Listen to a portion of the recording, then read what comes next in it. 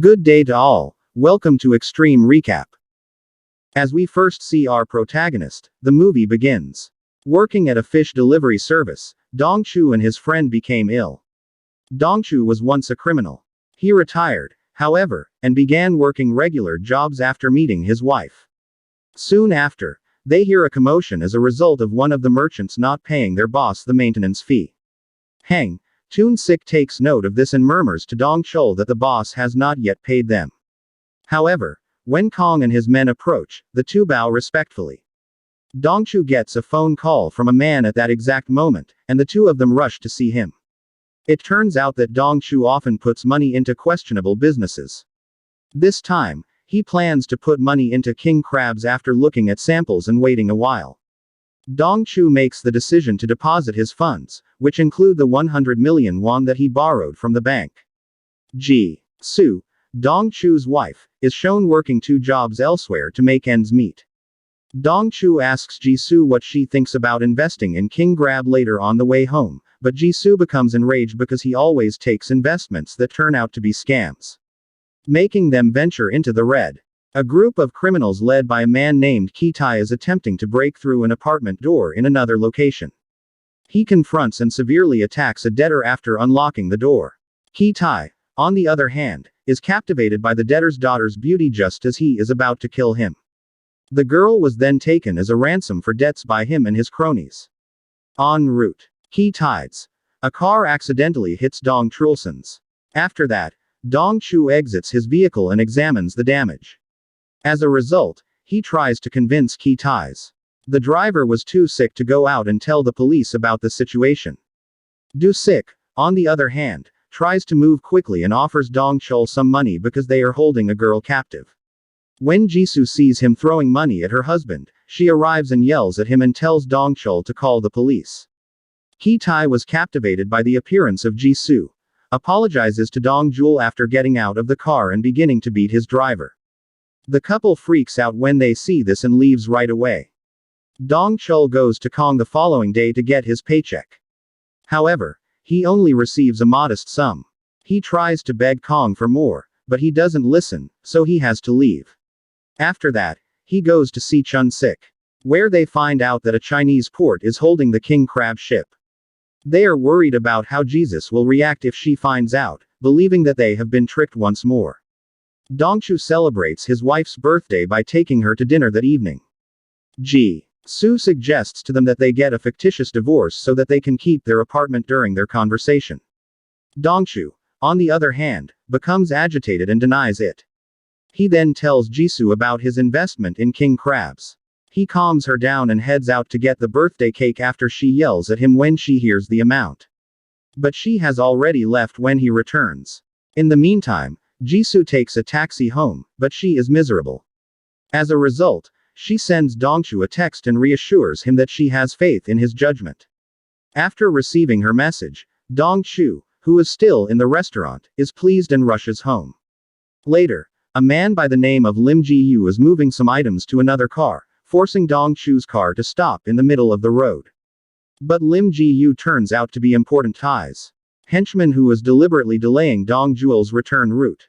Ji-Soo is taken hostage at home by one of the Seythe's operatives in the meantime. Later, when Dong-Chul returns home, he cannot locate his wife and discovers that their apartment has been destroyed. He then goes to the police station to report the situation as he begins to panic. The police then show him the apartment complex CCTV footage. However, prior to the kidnapping, the area's CCTV cameras were intentionally disabled. Dong-Chul's departure from the police station afterwards. Seythe calls him on the phone. Seythe is the one who makes him listen to Ji-Soo's pleading voice. Then he informs Dong-Chul that he has posted a business card on the fridge and invites him to meet him at a restaurant. Seythe calls Dong-Chul once more when he arrives at the restaurant and requests that he open the bag in front of him. Seythe informs them that this is Ji-Soo's price and that she will not be returning home at this time. The bag turns out to be full of cash. Dong-Chul presents the money to the police as evidence out of frustration. After conducting an investigation, the police arrive at the conclusion that Ji-Soo's incident constitutes human trafficking and attempt to dismiss it. Dong-Chul comprehends that the police aren't treating the hijacking in a serious way. After that, he finds out that many other women in the city were kidnapped in the same way as his wife, but none of them have been found alive. As a result, he decides to handle the situation independently and through contacts. His friend called in sick to set up a meeting with Bear, a private detective. Due to the fact that they have also provided key ties and cash to the police, Toon-sik informs him that Bear demands a significant sum of money that they cannot afford. Dong-Chul demands his when he returns to Kong. Nonetheless, as usual, Kong scolds him for not paying the full amount. His men start to pursue Chul. He fights them all, though. When Kong sees Dong-Chul's strength, he is terrified and pays his dues. Dong-Chul and Chun-sik then go to the private detective Bear to ask for his assistance. After that, he hands over all of his money to Bear, who says it's not enough. As a result, Toon-sik secretly promises to pay them 5% of their investment in King Crab. After reviewing the CCTV footage the following day, Bear discovers the license plate number of the individual who placed Dong-Chul's money bag. They eventually find out who owns the car and meet him. After questioning the person in question, it turns out that he sold his license plate to a bookmaker because he was addicted to gambling at the bookmaker's establishment. As a result, the three make their way to the shady location where the man sold his license. They are led to a government official, who inquires about their preference for a vehicle or drug number plate. She assumes that they are police and orders her men to attack them when she learns that they want to check her client's information. But Dong-Chul defeats each of them one by one. Dong-Chul takes the booking's business card to a nightclub in order to force the woman to give him the information he needs that evening. However, the nightclub's proprietor has changed, and the business card is out of date. While parking, he sees a van leaving with a man and several women. Dong-Chul was held up on his way back to his apartment by the man, who turns out to be Lim Ji-Hyo. Dong-Chul calls out to Limba to get out of his car as he returns to it. Nonetheless, Appendage Ji-Hyo in the end figures out how to escape from the spot. Dong-Chul rushes to the station to confirm the body when he hears later that the police have found a body. Bear investigates the deceased woman the following day and discovers that she has been missing for 2 years. Although he is terrified, the deceased woman is not Ji.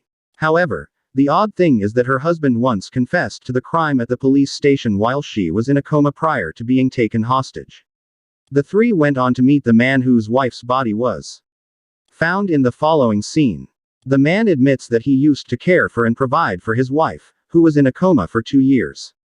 In order to raise money for the treatment, they even appeared on a television show. However, Ki-tai eventually found him and offered him a substantial sum of money in exchange for his wife, corpse, whom he claimed was already alive. In the end, the husband gave the money to get his wife. Additionally, he is now experiencing regret for his actions, prior to Dong-Chul departing. The man gives him some information about the people involved that he has gathered. Later, as Dong-Chul and his companions load the vehicle, they discover that the man they just talked to has taken his own life by falling from the building's top after hearing a loud commotion. Dong-Chul sees a familiar face and business card of the man named Do-sik, who was involved in a car accident a few days ago, when he examines the information that was provided to him. He then goes to see the sick, who doesn't even know who he is. Do-sik is then taken from his office by Dong-Chul and brought to Bear's office for questioning. He is there. He was cruelly tortured for hours, but he won't tell anyone anything. Ki-tai video calls them shortly after and says that if Dong-Chul doesn't kill Ji-Soo, he will. Do not want to see his wife being abused. Do-sik is strangled by Dong-Chul until he passes out. Ki-tai then informs him that he must repay the money after the phone call ends if he wants his wife back. We came to the realization that Dong-Chul was just acting and pinching his sick artery, causing him to pass out. After that, Dong-Chul slams Do-sik hard, and he immediately wakes up. Then, Do-sik reveals that they are loan sharks who kidnap borrowers or their loved ones when they can't pay. Sometimes, they will kidnap a woman simply because of how she looks. The kidnapped women would be sold abroad for prostitution at high prices. A curve is the Ki-tai, who holds the belief that money can purchase anything, which it frequently does. However, Dong-Chul is the first to persevere. Do-sik, on the other hand, asserts that the province is all he knows about the hostages' detention location. Dong-Chul and his friends intend to reclaim the money from the police when they arrive at the police station after gathering all of this information and pretending to be prosecutors. They claim to have arrived from Seoul and the central office and wanted to examine the money bag further. The officer grants permission to lend the bag. But he won't stop until the head detective is notified, despite what they say. The detective answers the phone and tells the constable that the prosecution has not been notified of the situation. Dong-Chul listens to them outside while he blows up one of the police detectives' cars to distract them when he realizes that their cover has been blown. They manage to escape with the money at the end. Ki-tae and his crew are shown holding several kidnapped women captive in the following scene. Ki-tae is furious with Lim Ji-Hyo and beats him with a bat because he abused a woman. He hears from Dong-Chul shortly thereafter that they have successfully recovered the money. As a result, he arranges for Dong-Chul to meet him at his hideout for the purpose of the exchange. His men took Dong-Chul after suspending Ki-tae orders, after receiving his money back. Later, Ji-Soo discovers that the window has recently been renovated after noticing something unusual about it. She and another woman attempt to pry open the door bar by ripping off the cover. Ji-Soo is able to escape through a small opening that they are able to create. However, a kidnapper halts the little girl just as she is about to leave. Ki-tae sets out to locate Ji-Soo as she continues to flee. She makes a hasty dash to the main road and asks a man for a ride, asking him to take her to the nearest police station. The vehicle eventually gets stuck in traffic in front of the police station after a while. Ji-Soo, on the other hand, gets out of the taxi to keep running. When the key-tied car comes to a stop in front of her and he grabs her, she is almost at the door. The day after that, Dong-Chul and his friends eventually reach the detention facility for the women. As he climbs to the top, Dong-Chul slams into the building and defeats everyone in his path. The abductors are preparing the other girls for relocation elsewhere in the interim. Yu-Ji Lim Hu is in a room, and I hear something outside. Furthermore, heads out to examine, just to get beaten by Dong-Chul. Baron Chun was ill at the time, so he freed the women who had been kidnapped. The police arrived shortly after and arrested the kidnappers. Dong-Chul looks for his wife as he comes across Ki-tae's in a car and believes she has fled through the window. Which is carrying Ji-Soo. Recognizing him by his Ki-tae, asks the driver to move more quickly. Dong-Chul follows the vehicle trying to stop it until a crash works out, resulting in the car of Dong-Chul sliding down the hill and Ki-tae then goes to attack Dong-Chul with an axe. Dong-Chul is not present when he smashes the windshield. After dragging him down, Dong-Chul begins punching him. After some time, Ki-tae pretended to apologize and even threatened suicide after Dong-Chul drove him out. He is, however, restrained by Dong-Chul, and keeps beating him. What? Dong-Chul rushes toward his wife to wake her up after Ki-taes have fallen asleep. As the police arrive at the scene, the two exchange happy hugs. Following this incident, while the story about Dong-Chul makes the news, Ki-tae and his entire group are detained, because he is regarded as a hero. The king crab shipment, on the other hand, eventually makes it to Korea. Dong-Chul benefits greatly from this investment, and as a result, he gains wealth. At their new restaurant, Ji-Soo and Dong-Chul celebrate Ji-Soo's birthday by eating king crab together. Turn on notifications, please subscribe for more videos like this, and like the channel to support it. Thank you very much for watching.